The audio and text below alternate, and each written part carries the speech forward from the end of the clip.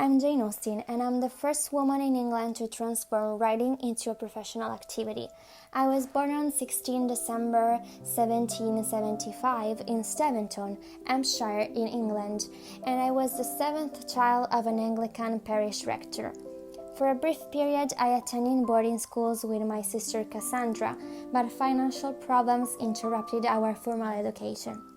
When I was 14 years old, I wrote Love and Friendship, an epistolary parody of romantic fiction, and the next year, A History of England, a parody of historical writing.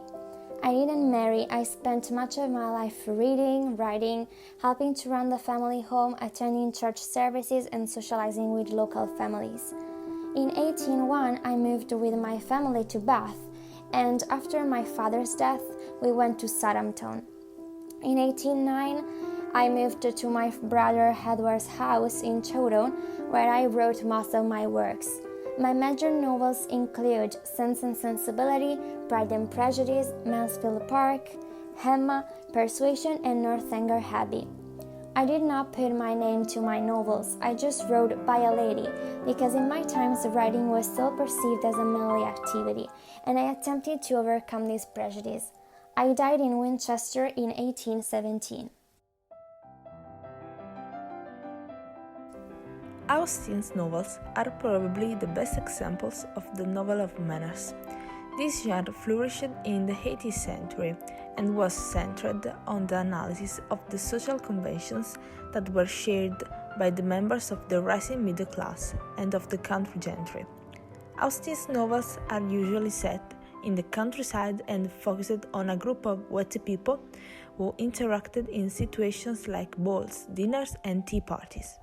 The microcosms Austen explored were ideal places in which characters dealt with universal themes such as self-realization, growth, prejudice, social conventions, and class prejudices. The narrative style used in many of Austen's novels is the technique of free indirect speech, which offers the third-person omniscient narrator the advantages of a first-person narrative. By using this device, Austen gave readers direct access to the thoughts and words of her characters without needing either to quote them directly or to comment obtrusively on them. In this sense, Austen was an extraordinary modern writer who experimented with a new narrative style to explore what interested her most, her characters' psychology.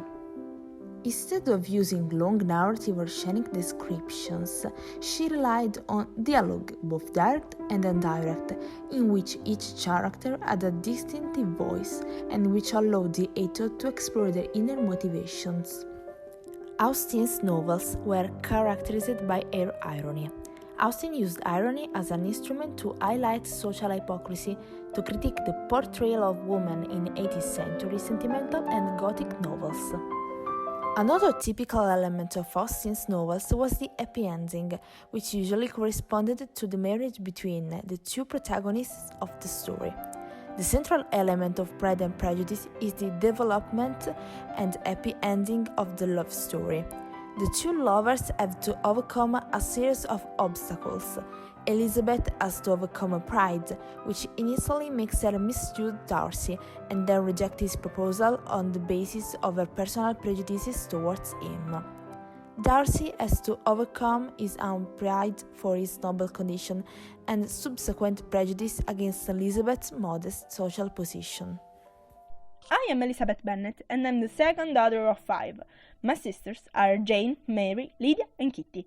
The arrival of a wealthy young gentleman, Charles Bingley, at Norby Netherfield Park, therefore creates great interest. A series of balls and social encounters lead to love between Charles and Jane, the eldest of my sisters. Bingley's aristocratic friend, Fitzwilliam Darcy, finds himself attracted by my charm and my intelligence. But I'm irritated by his arrogance and snobbery, as Darcy makes no attempt to hide his stubbornness and my family's inferiority.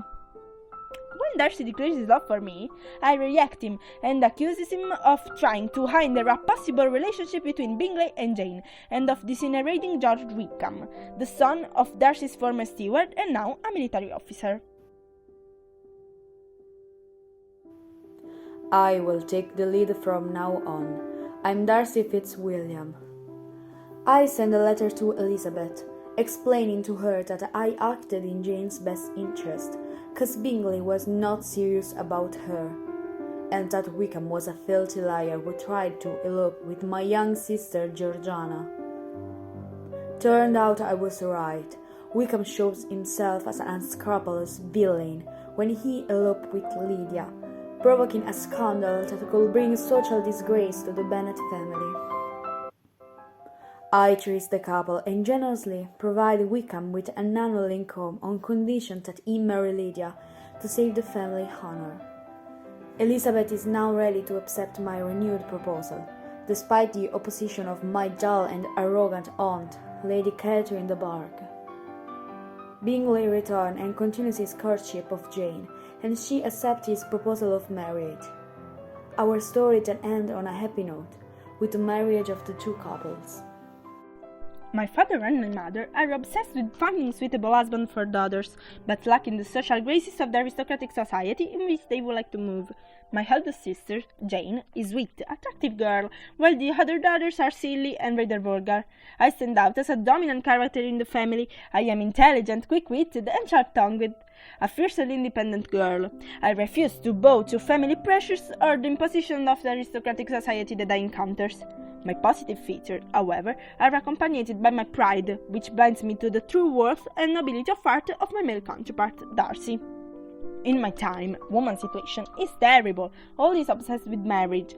Marriage is therefore of vital importance for my sisters in a society where women have no financial independence, and marriage is the only way they can obtain financial and social stability. I may seem self-centered and cold, but am as blinded by my pride and my prejudice as Elizabeth is. During our story, me and Elizabeth both developed greater self-awareness and understanding of each other. We both learned to overcome the class divisions imposed by the society and learn to appreciate our true value.